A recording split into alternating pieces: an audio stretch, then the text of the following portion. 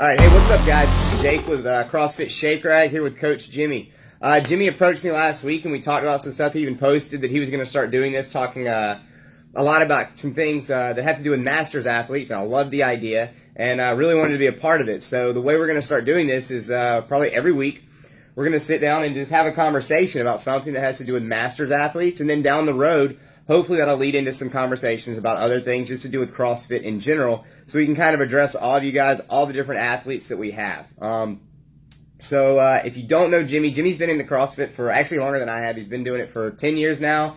He just recertified last weekend and got his L1 again. So again, he's been doing this for a long time. He's went through the L1 course twice, and he's been around this for a long time. He started at, how old were you when you started? I was 36 when I started. And so I started out as a master's athlete. Actually, I started out as a regular athlete, and then when I turned 40, I became a master, and then they reduced the age back to 35. So I am still a master now. Awesome. So yeah, so about 10 years of experience in this, and so the biggest thing we want to talk about today was scaling, because I mean that's something that I talk to you guys about all the time in classes, or I talk to all our athletes about, and I think it's really important. And it was something he brought up, and again, I think it's probably even more important with a master's athlete than any other age group. So I'm just going to let him kind of take over from here for a second and talk, and we can and I'll put my input in where it's needed. So I appreciate it. Yeah. So first of all, I think the biggest thing, the message about scaling that we wanted to get across is it's for safety. We as we're coaching, we'll see athletes that we may or may not think that a weight or a movement is appropriate for them, and we discuss a scaling option, and that's mainly, first and foremost, for their safety. And scaling can obviously be done in many ways. You can, the obvious ones are reducing weight, reducing repetitions, reducing time, maybe the dynamics of a movement, maybe like simplicity. Yeah, simplicity. Clean, clean. If somebody's Exactly. Injury. Yeah. I mean. Yeah, and just the progression, like a pull-up. You know, we start people with bands and jumping pull-ups, or toes to bar with knees. You know, knee to chest and knee to elbow kind of stuff. So there's several progressions through scaling, and some of it is driven by the skill level of the athlete, and some simply safety and the amount of strength they have. What else you got, Jake? I mean, so yeah, I agree 100%, and a lot of it's the necessity of the workout too. So one of the biggest things we look at are scaling workouts for intensity and scaling them to get a similar stimulus. So I'm definitely not a competitive athlete by any means. I'm not a regional athlete, but I do okay. I think my best finish is 220 in the open in our region, which is very average in my opinion. Some people say otherwise, but in my opinion, I'm very average. I'm not an amazing athlete, but I'm at a much higher level than a majority of the population. So workouts have to look differently for me than someone else. And then on top of that, every workout can be different from person to person, as far as I might have a workout that has high skill gymnastics movements that I can do, and I can do really well, and I don't scale that, and Jimmy may have to. And then we might have another workout that has something that has a ton of running in it, because I know Jimmy is a really good runner, and that running might break me down, and I might look at that workout and say, those 400s are going to destroy me today. There's no way in that workout I'm going to be running them at a good pace. And that's something people don't do a lot of time, is cut distance off of stuff. But a lot of times you can cut the distance off of a run or a row to maintain and to create a similar stimulus in a workout.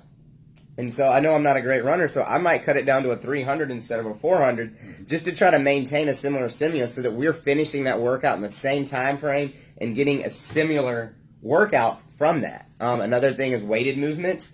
Your barbell stuff. We've got some big, strong guys here, and there are times when I take a guy and say, look, dude, like, this workout's too light for you. Like, we have an athlete in the CrossFit version of the workout, so our athlete version is a little bit heavier. I took a guy yesterday and said, look, you are too strong to do this version of the workout. You are not going to get the same workout as everybody else in the class. So I actually brought him up and made him do the athlete version of a workout, and he still got a very similar score as everybody else in the class because he could do that at that weight. I had multiple people that I brought down, and I said, let's do 75 pounds on this instead of 135 pounds on the clean and jerk, or 95. And, you know, my job as a coach is to know the athletes, and so is Jimmy's, is to know everybody well enough, or get to know you guys so that we can help you make these decisions. And a lot of times, you know, I think people, we were talking about a little bit about ego. I think people get offended if we say, hey guys, we should back this down a little bit. Let's I know your max on clean is 155. Going at max power cleans in 2 minutes at 135 is probably not a great idea. You're probably not really going to get the intended stimulus. You're going to get like maybe three to 5 reps, and that's it. We're looking for more like 10 to 15, maybe 20 reps in that time frame today.